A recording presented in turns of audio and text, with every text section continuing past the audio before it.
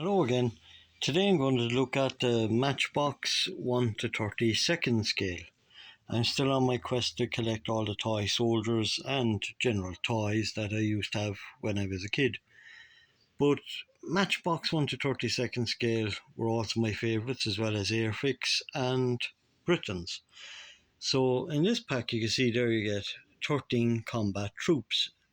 Usually in the Matchbox 1 to 32nd scale, you'd get 15 combat troops, but here you got a scaling ladder and a dinghy. So let's get stuck in. It's my favourite guy here, an officer, and he's urging his troops forward. He's the British Sten gun. The moulding is excellent on these, and I do believe, you can correct me if I'm wrong, but I do believe the moulds for these were actually bought by Revell in the late 1980s, but they've never reproduced any of them. So, as I said, the moulding is excellent. We got another officer here. I think that's a Browning pistol in his hand. You see his holster, his webbing. He's wearing a beret.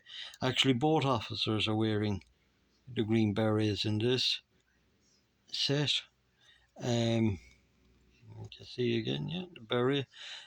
This guy looks particularly menacing with the dagger. He's wearing the head warmer of the British Commandos would wear. And this guy, I really like this guy. Good fighting pose. He's a Thompson submachine gun shooting from the hip. There as we go. A guy charging. Fixed the bayonet as well. So they have minimal webbing on them, but they don't really have backpacks or anything.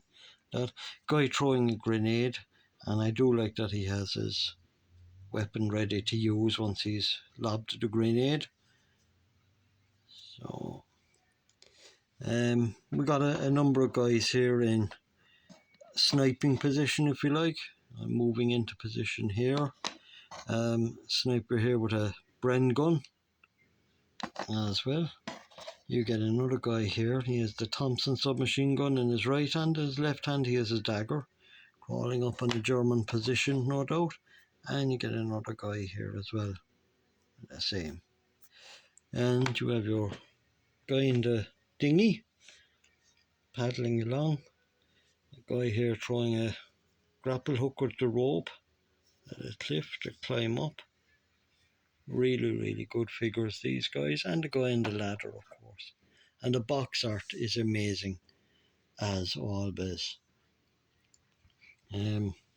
Incidentally, I have them here laid out on the inside cover of a Victor annual from 1981, and it's showing the famous Saint-Nazaire raid, which was in March 1942, when a good number of British commandos were on board the HMS Campbell, and it rammed the Normandy dock in Saint-Nazaire in France.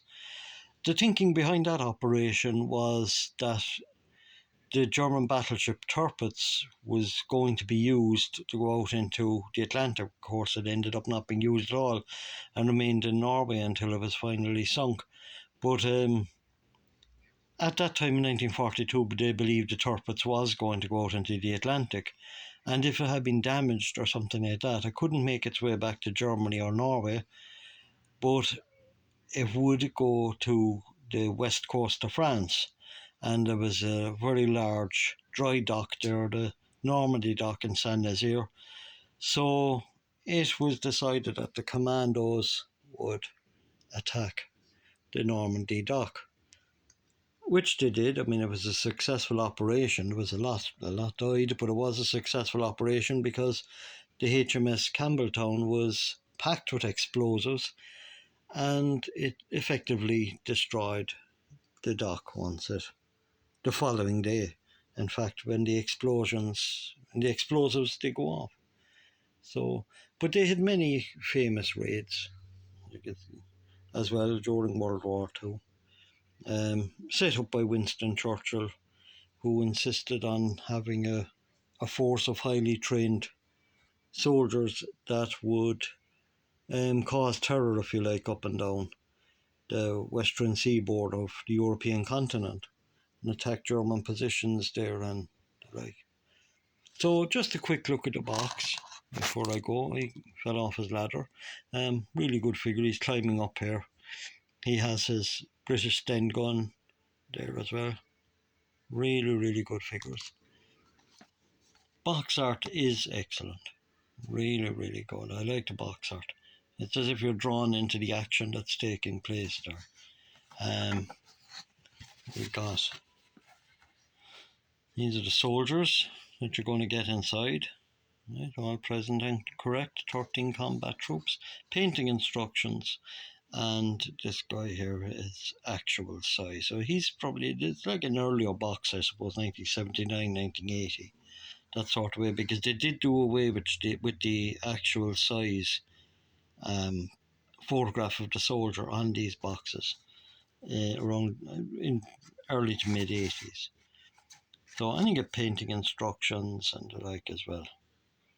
Okay, so yeah, excellent box art, excellent figures overall. Really, really pleased with them.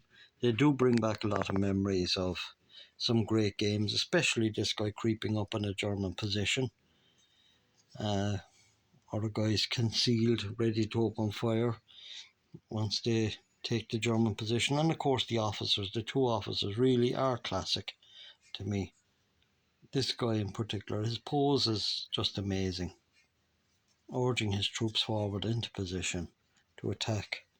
And this officer with his, I think it's a Browning pistol, as I said, opening fire as well. So yeah, overall very pleased. Let me know what you think in the comments. Let me know what sort of games you played, and let's get talking about the toy soldiers we played with when we were kids. So okay then, thanks for watching, and see you again soon. All the best.